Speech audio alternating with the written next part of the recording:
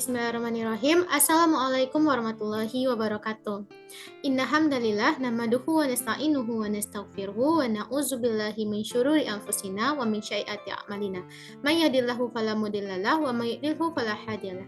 Asyhadu an la ilaha illallah wa asyhadu anna Muhammadan abduhu wa rasuluh sallallahu alaihi wasallam la nabiyya ba'da amma ba'du. Puji syukur kehadiran Allah Subhanahu wa taala yang telah memberi kita rahmat dan karunia-Nya sehingga kita telah dapat melaksanakan aktivitas pada pagi hari ini. Salat beriringan salam tidak bosannya kita sampaikan kepada Nabi kita Nabi Muhammad SAW yang telah memberi kita dari alam jahiliyah kepada alam yang berilmu pengetahuan seperti ada sekarang ini. Selanjutnya, kami berterima kasih kepada dosen pengampu Ilmu Pengetahuan Bumi dan Antariksa yang terhormat Ibu Rahma Evita Putri, MPD, yang telah memberi kami kesempatan untuk mempresentasikan diskusi kami pada pagi hari ini. Selanjutnya kepada teman-teman yang telah mengikuti perkuliahan kita pada pagi hari ini. Baiklah, kami kelompok 10 akan membahas sebuah topik yang judulnya adalah mitigasi bencana.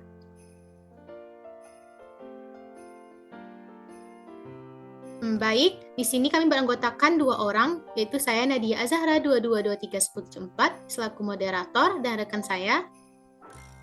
Saya Nadira Wulandari Jamba dengan NIM 22231073. Baiklah, kami dari kelompok 10 akan membahas 2 pokok bahasan. Yang pertama adalah konsep kebencanaan dan mitigasi. Yang kedua, jenis dan karakteristik bencana yang terdiri atas 4 bencana alam. Selanjutnya, kita akan masuk kepada konsep kebencanaan dan mitigasi yang akan disampaikan oleh rekan saya Nadira. Kepada Nadira dipersilakan. Baik, terima kasih kepada moderator. Baiklah, sebelum kita masuk ke pokok pembahasan mengenai konsep kebencanaan dan mitigasi, saya akan membaca atau menjelaskan mengenai kaitan IPBA, yaitu pelajaran ilmu pengetahuan bumi antariksa terkait dengan materi yang kita bahas nantinya, yaitu mengenai mitigasi bencana. Nah, untuk kaitan antara IPBA dengan mitigasi bencana itu sendiri, pertama, bahwa pembelajaran IPBA dapat membantu siswa dalam memahami karakteristik bencana alam serta cara mencegahinya atau cara mencegah risiko bencana tersebut. Nah, sebagai contohnya, bahwa sebuah penelitian mengembangkan buku teks dengan materi mitigasi bencana erupsi gunung api untuk pembelajaran IPA di kelas 4 SD. Nah, untuk kaitan keduanya, pembelajaran IPBA dapat diintegrasikan dengan pembelajaran mitigasi bencana alam dalam mata pelajaran IPA-AS, yaitu Ilmu Pengetahuan Alam dan Sosial di SD. Nah, untuk kaitan pelajaran IPBA dengan mitigasi bencana ini, yaitu pada mahasiswa pendidikan IPA. Nah, pada mahasiswa pendidikan IPA mempelajari bidang keilmuan IPA yang relevan dengan gempa bumi, seperti IPBA ini, yaitu seperti pada mata pelajaran IPBA ini. Nah, sehingga mereka dapat memfasilitasi pengetahuan gempa bumi dan kesiapsiagaan gempa bumi bagi siswa SD, SMP, dan SMA. Jadi, itulah beberapa kaitan pembelajaran IPBA dengan materi mitigasi bencana yang akan kami sampaikan nantinya. Nah, selanjutnya yaitu kami akan menjelaskan mengenai konsep bencana dan mitigasi. Pertama, kita akan membahas dulu bencana. Nah, konsep bencana itu sendiri menurut Undang-Undang Nomor 24 Tahun 2007 tentang penanggulangan bencana adalah peristiwa atau rangkaian peristiwa yang mengancam dan mengganggu kehidupan dan penghidupan masyarakat yang disebabkan baik oleh faktor alam ataupun faktor non-alam, serta maupun faktor dari manusia, sehingga mengakibatkan timbulnya korban jiwa manusia, serta kerusakan lingkungan, kerugian harta benda, serta lainnya. Tadi saya sudah menjelaskan mengenai kaitan pembelajaran IPBA dengan materi mitigasi bencana yang akan kami bahas selanjutnya. Nah, pertama yaitu kami akan membahas mengenai konsep dulu bencana dan mitigasi. Pertama, saya akan menjelaskan konsep dari bencana. Bencana menurut Undang-Undang Nomor 24 Tahun 2007 tentang penanggulangan bencana adalah bahwa bencana ini adalah peristiwa atau rangkaian peristiwa yang mengancam dan mengganggu kehidupan dan penghidupan masyarakat yang dapat disebabkan oleh faktor alam, non-alam maupun faktor manusia, sehingga mengakibatkan timbulnya korban jiwa, hewan, kerusakan lingkungan, kerugian harta benda, serta dampak psikologis. Nah, selanjutnya dari definisi tersebut disebutkan bahwa bencana dapat disebabkan oleh faktor alam, non-alam, bahkan manusia. Nah, di dalam Undang-Undang Nomor 24 Tahun 2007 juga didefinisikan macam-macam bencana. Ada bencana alam, bencana non-alam, serta bencana sosial.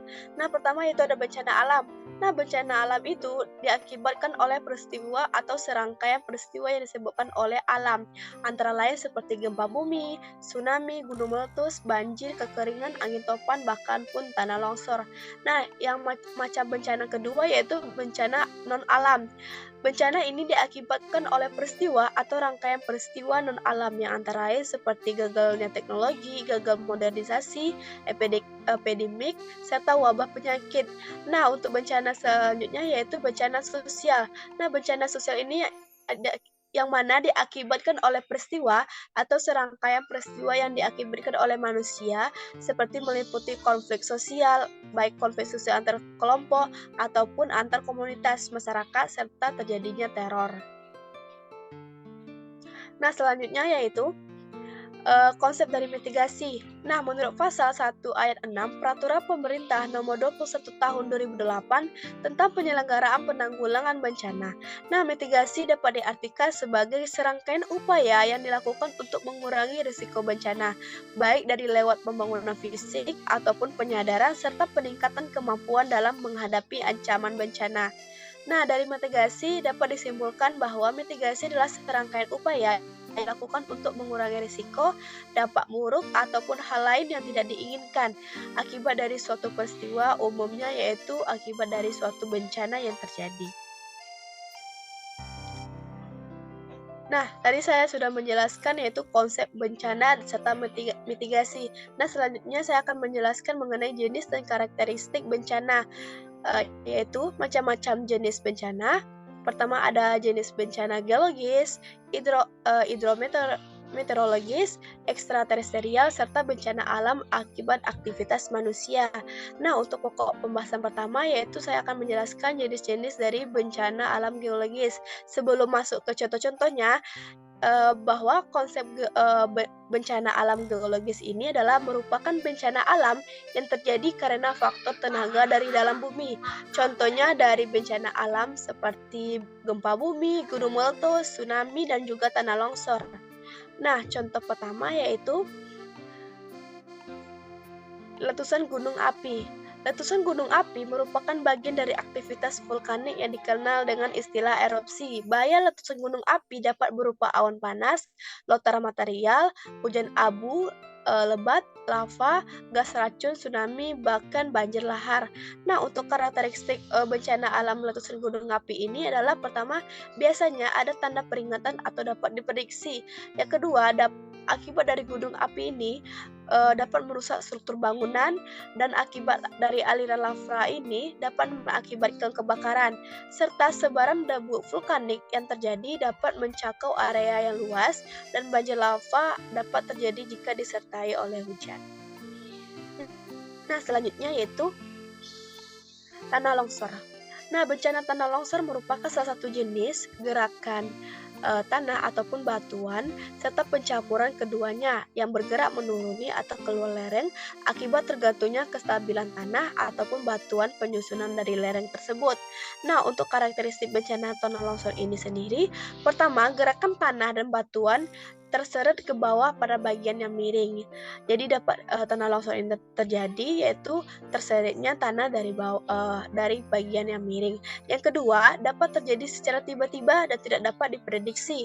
Selanjutnya dapat menghancurkan bangunan, jalanan, serta peralatan umum lainnya akibat dari tanah longsor tersebut. Nah, tanah longsor ini disebabkan oleh faktor seperti erosi tanah, hujan lebat, beban permukaan berlebih, gempa bumi, serta lereng yang sudah gembur. Nah, bencana alam geologis selanjutnya yaitu gempa bumi. Gempa bumi adalah getaran atau guncangan yang terjadi di permukaan bumi yang disebabkan oleh tumbukan antar lempeng bumi ataupun patahan aktivitas gunung, api, ataupun runtuhan batuan. Nah, untuk karakteristik gempa bumi ini yaitu ada berlangsungnya dalam waktu yang sangat singkat. Lokasi kejadian tertentu dari akibat gempa bumi ini menimbulkan bencana serta berpotensi terulang kembali. Nah, gempa bumi ini juga belum dapat belum dapat kita prediksi sebelumnya dan tidak dapat dicegah, tetapi akibat dari yang ditimbulkannya dapat kita kurangi. Selanjutnya yaitu bencana alam geologis ini yaitu tsunami. Nah, tsunami ini berasal dari bahasa Jepang, yaitu untuk kata sunya pelabuhan dan nami artinya gelombang. Secara harfiah berarti ombak besar di pelabuhan. Nah, tsunami dapat diartikan sebagai gelombang ombak lautan. Jadi, tsunami adalah serangkaian gelombang ombak laut raksasa yang timbul karena adanya pergeseran di dasar laut akibat gempa bumi. Nah, untuk karakteristik dari peristiwa tsunami itu sendiri, pertama, kecepatan tsunami tergantung pada kedalaman laut dan percepatan ingin gelombang tsunami berbanding terbalik dengan kecepatan. Artinya, jika kecepatan tsunami besar, maka ketinggian gelombang tsunami hanya beberapa puluh cm saja. Nah, sebaliknya, untuk daerah pantai, kecepatan tsunami kecil, sedangkan ketinggian gelombangnya cukup tinggi, bisa mencapai puluhan meter. Nah, untuk bencana alam selanjutnya yaitu hidrometeorologi yang akan dibahas oleh rekan saya kepada Nadia. Dipersilakan. Baik, terima kasih Nadira. Nah, selanjutnya kita akan membahas tentang bencana hidrometeorologi.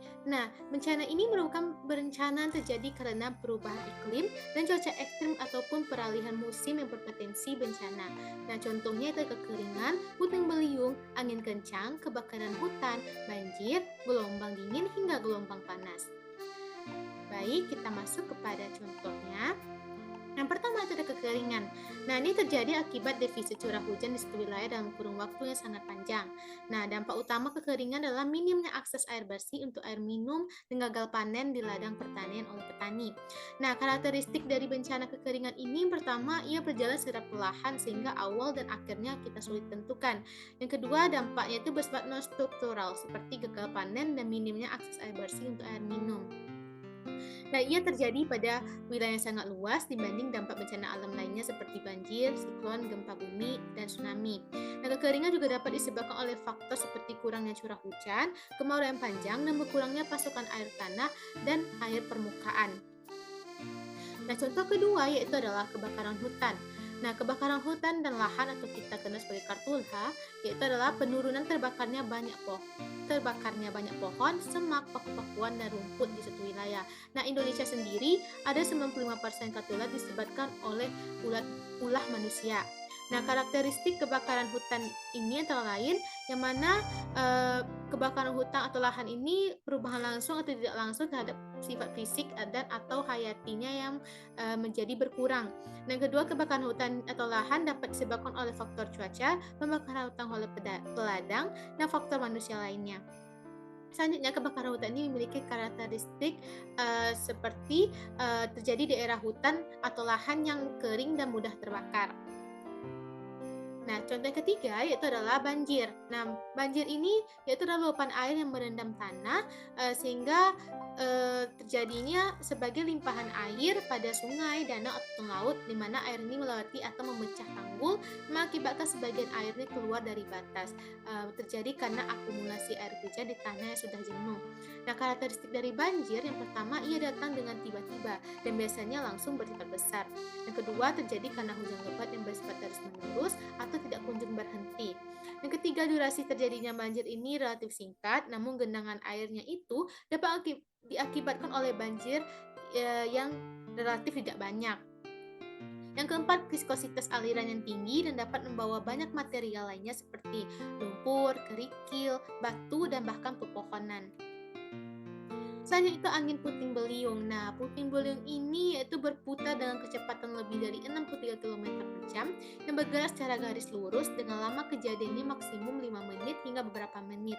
Nah, ini ia terjadi pada siang hingga sore hari serta pada pergantian musim hujan ke musim kemarau atau kita kenal sebagai pancaroba.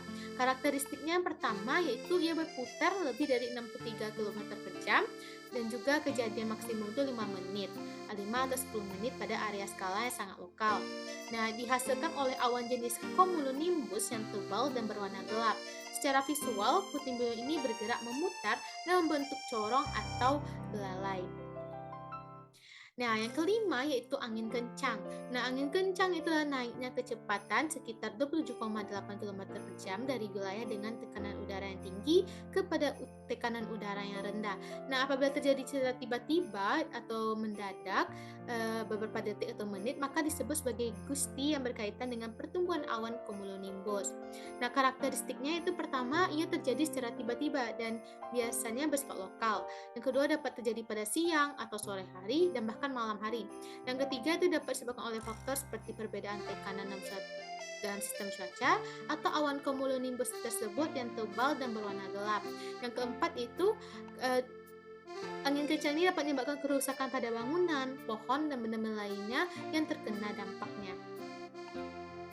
Selanjutnya itu ada gelombang dingin. Nah, gelombang dingin ini adalah periode cuaca dingin yang berlangsung dalam waktu yang lama dan dapat menyebabkan kerusakan pada tanaman dan lingkungan serta mengancam kehidupan manusia dan hewan.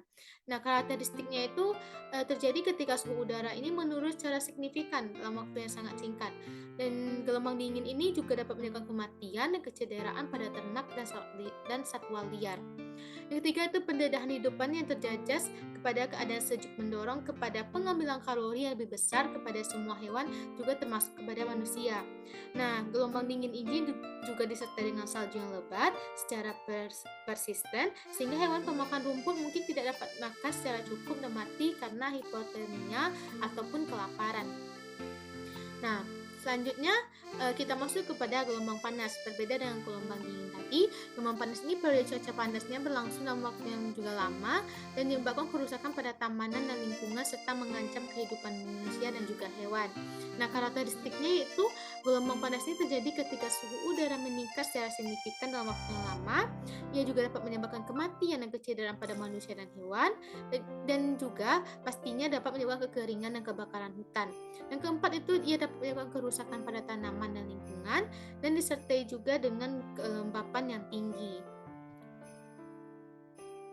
Nah, selanjutnya kita masuk kepada bencana alam yaitu jenis ekstraterestrial, yaitu yang mana bencana alam ini terjadi di luar angkasa. Nah, contohnya hantaman meteor seperti badai meteor, badai matahari, dan lain-lain. Nah, bila hantaman benda-benda langit mengenai permukaan bumi, maka akan menimbulkan bencana alam yang sangat dahsyat bagi penduduk bumi itu sendiri. Nah, apa saja contoh dari ekstraterestrial itu? Yang pertama tentu saja hantaman meteor. Nah, yang mana terjadi ketika meteoroid, komet atau asteroid memasuki atmosfer bumi dengan kecepatan yang lebih dari 20 km per sekon. Nah, pemanasan aerodinamis dari objek tersebut menghasilkan seberkas cahaya baik dari objek yang bersinar maupun dari partikel bercahaya yang ditinggalkannya. Nah, karakteristik dari bencana ini yang mana ia terjadi ketika meteoroid, komet, dan asteroid ini memasuki atmosfer bumi dengan kecepatan yang tinggi. Nah, bencana meteor jatuh dapat juga menyebabkan kerusakan pada lingkungan dan harta benda karena ia termasuk bencana yang lumayan berbahaya. Yang ketiga itu bencana meteor jatuh dapat disertai dengan hujan meteor ataupun kita kenal sebagai hujan bintang. Yang kedua itu ada badai matahari, yang mana bencana ini yaitu melontarkan semburan energi yang sangat besar dalam bentuk semburan matahari dan lontaran massa corona. Nah, aktivitas manusia didorong oleh medan magnet matahari yang mengakibatkan ledakan besar partikel bermuatan atau dikenal dengan badai matahari. Karakteristiknya yaitu pertama, ia terjadi ketika matahari ini mengalami aktivitas yang sangat tinggi seperti suara matahari, lontaran massa corona, angin matahari berkecepatan tinggi, dan partikel energi matahari. Yang kedua itu dapat menyebabkan kerusakan pada teknologi manusia yang kita kenal juga seperti satelit dan stasiun luar angkasa. Selanjutnya itu kita masuk kepada bencana alam aktivitas manusia yang akan dibahas oleh rekan saya kepada Nadira, dipersilakan. Baik, terima kasih kepada Nadia. Selanjutnya saya akan membahas mengenai bencana alam akibat aktivitas manusia. Nah, bencana yang kerap kali melanda kita tidak selalu sepenuhnya disebabkan oleh fenomena alam. Sikap dan perilaku manusia juga dapat memengaruhi terjadinya sebuah bencana. Nah, pembangunan kota dan negara yang tidak matang perencanaannya akan tinggi densitas penduduknya, serta penetapan kebijakan yang kurang tepat turut memiliki andil dalam sebuah peristiwa yang kita sebut contohnya adalah seperti banjir, tanah longsor, dan pencemaran, baik udara, air, maupun tanah. Nah, serta bencana alam terjadi karena adanya faktor gejala alam, baik aktivitas manusia dan kombinasi dari keduanya. Nah, bencana alam yang disebabkan oleh aktivitas manusia meliputi banjir, tanah longsor, kebakaran hutan, bahkan perubahan iklim. Nah, pertama kita membahas contoh bencana alam akibat aktivitas manusia, yaitu banjir. Nah, banjir adalah peristiwa hidrologis yang dicirikan dengan debit air atau muka air yang sangat tinggi dan dapat menyebabkan pengenangan pada daerah di sekitar sungai, danau, bahkan sistem air lainnya. Nah, pada banjir merupakan bencana alam yang dapat terjadi secara alamiah dan juga disebabkan oleh peran manusia pastinya. Nah, aktivitas manusia yang berdampak pada peristiwa banjir tersebut secara langsung yaitu pengundulan hutan dan pembukaan lahan besar-besaran yang dapat mengakibatkan berkurangnya daerah resapan air, maka dapat mengakibatkan banjir. Nah, yang kedua yaitu kebiasaan manusia untuk membuang sampah sembarangan langsung ke sungai. Dan ketiga, tidak terawatnya bendungan air dengan baik sehingga berpotensi jebol. Jadi makanya terjadinya banjir. Nah, yang terakhir yaitu maraknya pembangunan gedung tinggi di daerah resapan air. Jadi tidak ada pohonan, oleh karena itu dapat mengakibatkan banjir. Nah, yang kedua yaitu kekeringan. Kekeringan adalah kondisi ketersediaan air yang jauh lebih kecil dibandingkan dengan kebutuhan, baik itu kebutuhan hidup, pertanian, kegiatan ekonomi, bahkan lingkungan. Nah, aktivitas manusia yang menyebabkan terjadinya kekeringan yaitu pengundulan hutan yang membuat pengurangan daerah resapan dan penyimpanan air, sehingga air hujan yang semestinya tertampung di dalam tanah akan menguap begitu saja ketika terkena panas karena tidak ada tumbuhan yang menampungnya, ataupun kita sudah melakukan pengundulan hutan, jadi tidak ada yang dapat menampung dari resapan air tersebut.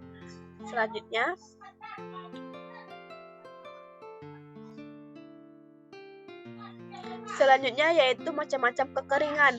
Dan macam-macam kekeringan secara umum dapat dibagi jadi 4. Pertama yaitu kekeringan meteorologis yang terjadi ketika curah hujan terjadi di bawah kondisi normal pada suatu musim. Nah, yang kedua kekeringan pertanian. Nah, terjadi ketika kurangnya kandungan air dalam tanah sehingga tidak mampu lagi memenuhi kebutuhan air. Nah, terjadi ketika berkurangnya pasokan komoditi yang bernilai ekonomi dari kebutuhan normalnya. Dan selanjutnya itu kekeringan hidrologis yang mana terjadi ketika pasokan air permukaan dan air tanah berkurang. Selanjutnya yaitu tanah longsor. Nah, bencana alam akibat aktivitas manusia yaitu ada tanah longsor adalah proses perpindahan massa tanah secara alami dari tempat tinggi ke tempat rendah. Nah, tanah longsor terjadi ketika adanya perubahan keseimbangan daya dukung tanah dan akan berhenti setelah mencapai keseimbangan baru. Nah, selain faktor alam, manusia juga berperan dalam terjadinya bencana alam yaitu tanah longsor. Nah, aktivitas manusia yang dapat menyebabkan tanah longsor yaitu memanfaatkan tanah lereng terbuka sebagai daerah pemukiman, ladang, sawah, ataupun kolam sehingga air hujan leluasa mengerus tanah dan masuk ke dalam tanah sehingga terjadinya longsor. Dan kedua, pengundulan hutan berakibat kurangnya tumbuhan yang dapat menahan pergeseran tanah sehingga berkurangnya daerah resapan air, maka terjadinya tanah longsor. Dan yang terakhir, penggalian tanah pada kaki lereng dan penggalian yang secara terus-menerus. Nah, bencana alam selanjutnya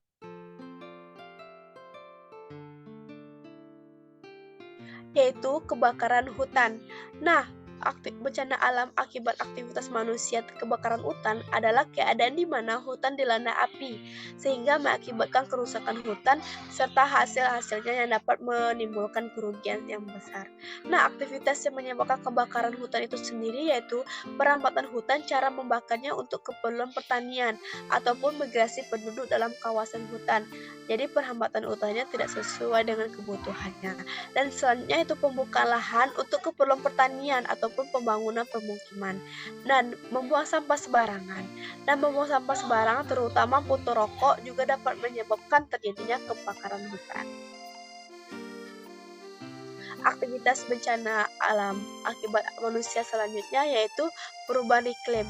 Nah, perubahan iklim menunjuk pada adanya perubahan pada iklim yang disebabkan secara langsung maupun tidak langsung oleh kegiatan manusia yang mengubah komposisi atmosfer global dan juga terjadinya variabilitas iklim alami yang diamati selama periode waktu tertentu.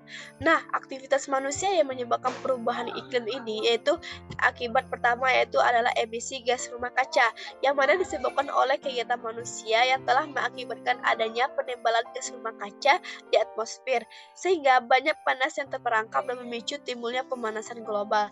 Nah, sumber terbesar dari emisi gas rumah kaca ini adalah aktivitas manusia yaitu bahan bakar fosil.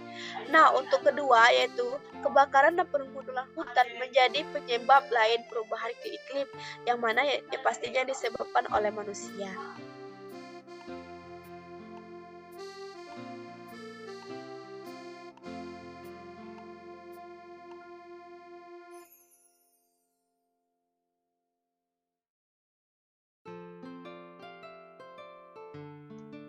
Baik, sekian pembahasan dari saya kembalikan ke Nadia.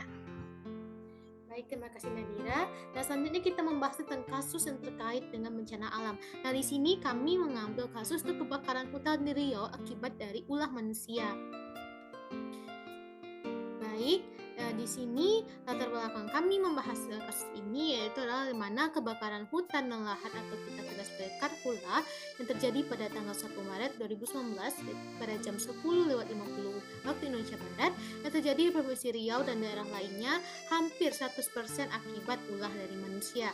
Nah, Karhutla di Riau yang kini dalam keadaan siaga darurat terjadi akibat pembukaan lahan untuk perkebunan dengan cara dibakar, dan terutama di lahan gambut yang mudah terbakar. Nah, di sini kami akan membahas yang pertama, apa aktivitas manusia sehingga ia dapat menyebabkan kebakaran di Riau tersebut. Yang kedua, dan apa upaya yang dilakukan untuk mencegah Karhutla. Baik, di sini pembahasan. Baik, di sini kita akan membahas tentang kasus tersebut. Nah, kebakaran lahan gambut di Riau sebagian besar karena aktivitas manusia, yakni oleh kata Deputi Bidang Pencegahan dan Kesiapsiagaan Badan Nasional Penanggulangan Bencana atau kita kenal sebagai BNPB oleh Wisnu Wijaya di kantornya yang ditemui di Jakarta. Menurut BNPB, itu sudah mencegah Karhutla ini di Riau, namun oknum yang melakukan pembakaran itu selalu memiliki cara untuk membakar lahan. Yang pertama yaitu mereka menempatkan obat nyamuk bakar sehingga beberapa saat kemudian lahan yang mudah terbakar tadi terbakar. Dan kedua itu menggunakan tikus yang dibakar bagian ekornya, lalu mereka lepaskan ke lahan gambut yang mudah terbakar sehingga lahan tersebut tentu saja terbakar. Menurut Wisnu, upaya yang telah mereka lakukan dalam mencegah Karhutla ini adalah ada 3. Yang pertama, mereka melakukan waterbombing, yaitu adalah penyiraman menggunakan helikopter. Saat ini ia mengerahkan ada 5 helikopter untuk melakukan pencegahan, yakni 1 helikopter TNI, 1 unit milik Kementerian Lingkungan Hidup dan Kehutanan atau KLHK, 1 unit milik BNPB, 1 unit bantuan dari swasta, dan 1 helikopter yang disewa dari luar negeri. Nah, daya angkut dari helikopter ini tersebut mencapai 4 ton air, dan bisa dibayangkan ketika helikopter ini menyemprotkan air sehingga lahan yang terbakar tadi dapat ditanggulangi. Yang kedua, mereka akan menindakti kejadian ini dengan langkah hukum. Yang ketiga yaitu BNPB dibantu dengan personel TNI, ia akan menjaga dan mengawasi daerah lahan gambut yang kering dan rawan kebakaran tersebut sehingga dapat mencegah kebakaran seperti ini terjadi lagi. Baik, sekian saja presentasi dari kelompok 10 tentang mitigasi bencana. Oleh sebab itu, kami dari kelompok 10, saya selaku moderator, mohon maaf jika ada salah kata dan kurang penyampaian. Akhir kata, wassalamualaikum warahmatullahi wabarakatuh.